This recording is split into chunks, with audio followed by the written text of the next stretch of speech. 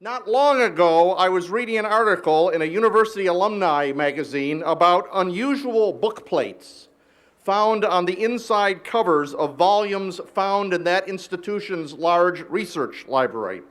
You know book plates, those little squares of rectangles and squares of paper, 3 or 4 inches by so, that are pasted just inside a book.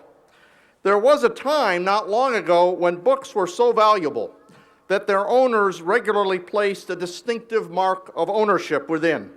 And many of these book plates of individuals or institutions, it's usual for us to book plate our personal volumes, to say nothing of our Kindle or iPad books that exist only as pixels on an electronic screen.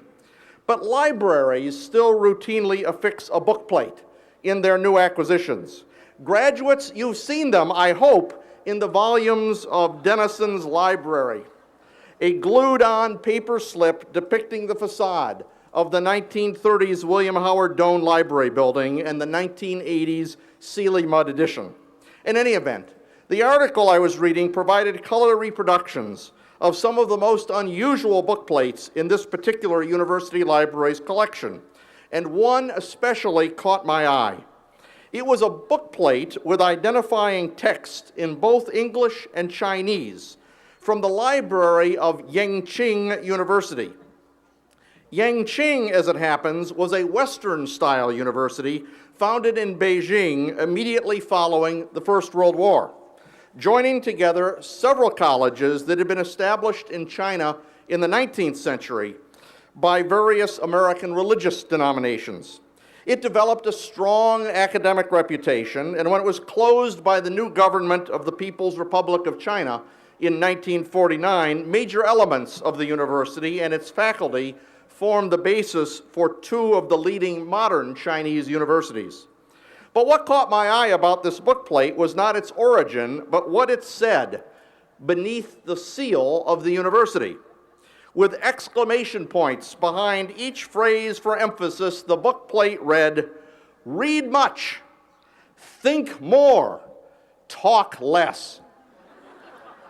Wise words, I think, and the message I would like to leave with you, Denison class of 2010. For I believe these words were more than the professionally self-serving words of librarians. Though, of course, we would expect librarians to exhort us to read more, and at least in the stacks and reading rooms of a library, to talk less. No, I think that whoever first coined this bookplate inscription had something more in mind about both education and life. And if they didn't, I at least have something more in mind about them that I would like to share with you. Graduates of the class of 2010, read much. By now, you've figured out that reading is vicarious experience, that you can't experience everything you need or want to know in life firsthand, but you can learn through reading from the experience of others. If you've been paying attention in your classes, you've figured out that reading does not just repeat, but extends the understandings your professors are trying to lead you toward. So by all means, I hope you are just beginning a life of reading, of books, of newspapers, of journals and magazines, and more. But you've learned so much more than how to get the most out of the printed word. You've learned how to read people, I hope, to understand the richness of the globe's cultures, to develop an empathy based upon an educated understanding of where other people about you are coming from, to have a better grasp of the complexities of social relationships and social structures. Many of you have learned to read nature, from the form of a leaf to the traces of a genetic sequence on a gel, from the natural history in layers of rock to the evidence of the universe's formation in the stars. Whether you are reading words or people or stars, you've been encouraged to read critically, to always look a little deeper than what first impressions provide. And read yourself too. Be introspective, question yourself, understand your motives, consider your effect on others. Don't stop now, graduates. Keep reading. Think more. I guess I just said what this imports. Don't just experience. Don't just read. Think about it. When we talk about improving the critical faculties through a liberal arts education, we aren't talking about creating grumps and cynics. We're talking about learning perspective, about learning to see things from different directions, with different presuppositions, and even with other people's points of view. Question, in fact, what you read, whether you're engaged in reading words or circumstances. As you move beyond college, you'll encounter more and more people who are great after-the-fact thinkers, backward lookers, or as we like to call them in everyday culture, armchair quarterbacks. Of course, we all do some of this, but think more also implies think first, placing thought ahead of action. I suspect it also means think deep, resisting the temptation to leap to easy conclusions, to indulge in stereotypes, or to follow the ever-present herd of popular opinion. Don't stop now, graduates. Keep thinking. Talk less. Odd statement, you must think. After all, we intentionally feature small classes at Denison with an emphasis upon participation. We encourage in and out of class presentations and small group work that depend upon sharing ideas with one another. Why, the college even has an oral communication requirement for graduation.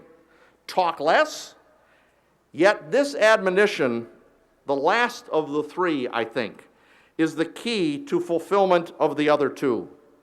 It is, I'm sure, more than just the librarian's hush.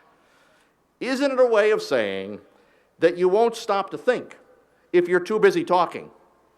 Isn't it a way of suggesting that you won't read and learn as much as you should from that reading if you're consumed by telling other people what you think you already know?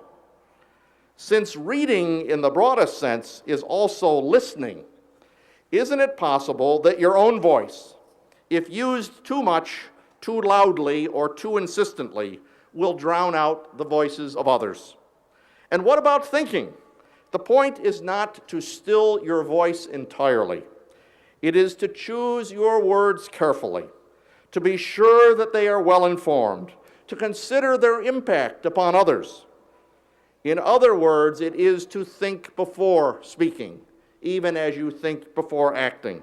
It is to speak less and more thoughtfully, not to still your voice entirely. Moreover, you will learn, if you've not already learned, that actions really do speak louder than words. Speaking less may actually mean that your impact may be more by what you do than what you say. You will learn, if you haven't learned already, that leadership is really more by example than exhortation. And you will learn that much talk really is cheap, if not verified by lived experience. Don't stop now, graduates. Talk less.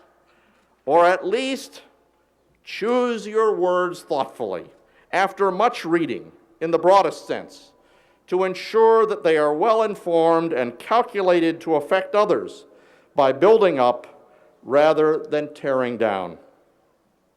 And so, Denison class of 2010, I charge you, prepared as I think you are by your liberal education, to live a fulfilled life, a life of contribution to the common welfare of mankind, and a life that honors alma mater and your professors here assembled.